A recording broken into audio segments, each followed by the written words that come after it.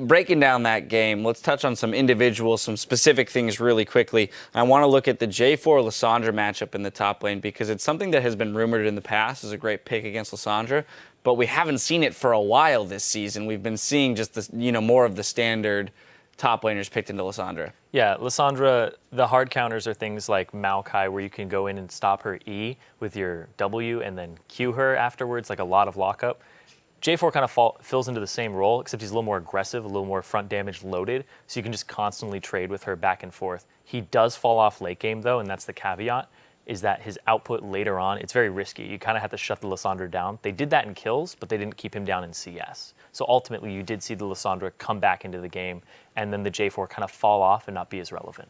I do have to say, though, Gamsu did play well in the early lane. He even got focused, came out 2-0-0 even in CS, which is great.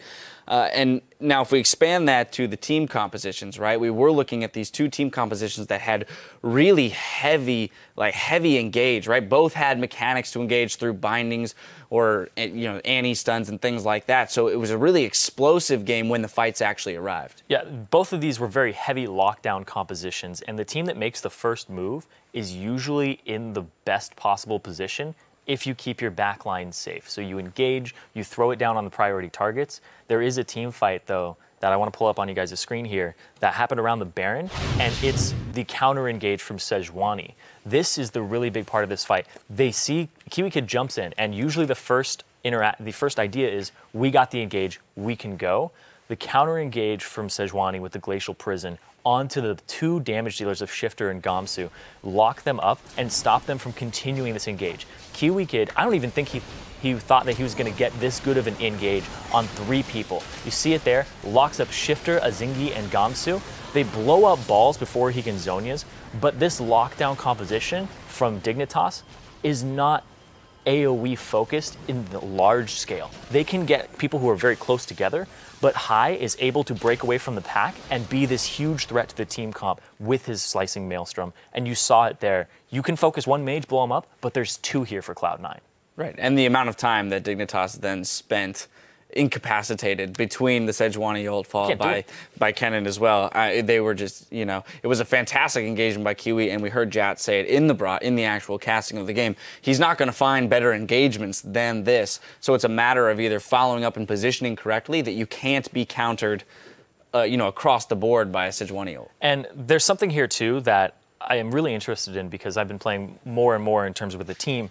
When you're looking for these engages, you have to tell your team, I'm looking for this. If I see it, I will go on it. So that they are already in the position to be like, I know this is the contingency that we're going to jump at. So Kiwi Kid, if he was communicating to his team that if I see 2 or 3 people standing next to each other, I will go. As opposed to snatching an opportunity that presents itself and not having the communication there. Right. So that looked like one of the ones where it was kind of like, I know I want to Tibbers, and he goes for it, but his team was not right there with him.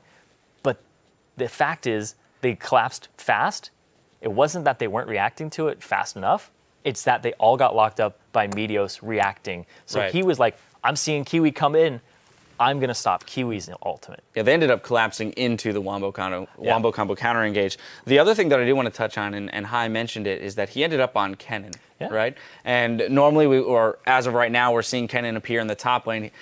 Originally, our thought was that he ended up on that champion because, well, Zed's banned out. What's another huge comfort pick that, Hai has had in the past? If you go all the way back to his beginning, era in the LCS, a lot of Kennen, as Riv mentioned, 6-0 now on that champion, so clearly comfortable. We thought, oh, that was the intended pick, but he actually points out Balls didn't want to play it. So there's some adaptation there between the teammates in sharing champion pools or taking burdens away from players that aren't comfortable doing it in the normalcy.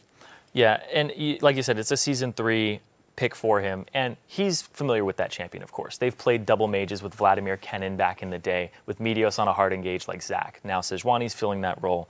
But the fact that they're able to have that type of on-the-ball pivot in champion select is very beneficial for them as a team. But they have to be able to be practiced at that. If you're just throwing that in there and you're like, I don't want to play it, it's like, what do you mean you don't want to play it? We picked Kennen and Lissandra, you don't want to play it?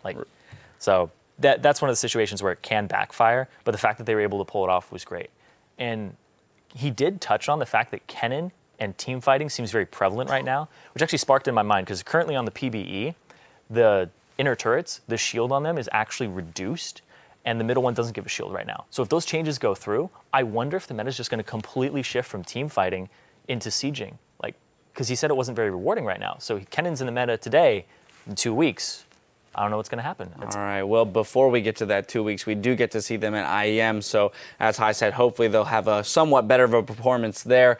I do want to take a moment, though, to touch on the remake that was awarded to Cloud9 at the beginning of the game. Now, it was determined that Hai had selected the proper masteries page, but upon loading into the game, he noticed the game imported the incorrect page. He then made the LCS officials aware of the situation.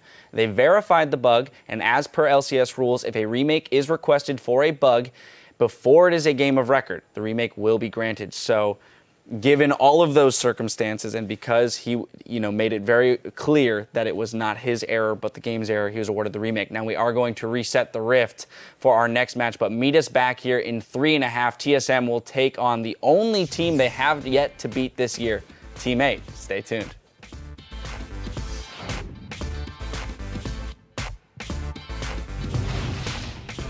I need more heat packs. Got one? I only have 4. I'm sitting on heat packs. It feels so good. They're gonna balls knocked up. He goes down first. Hai re-engages 1-for-1. Core JJ drops. A Zingy will follow. Hai pops the Zonias. There's the flash initiation. Elimination gonna blow up first. Hai, can he try to re-engage? Well, balls will drop 2-for-0.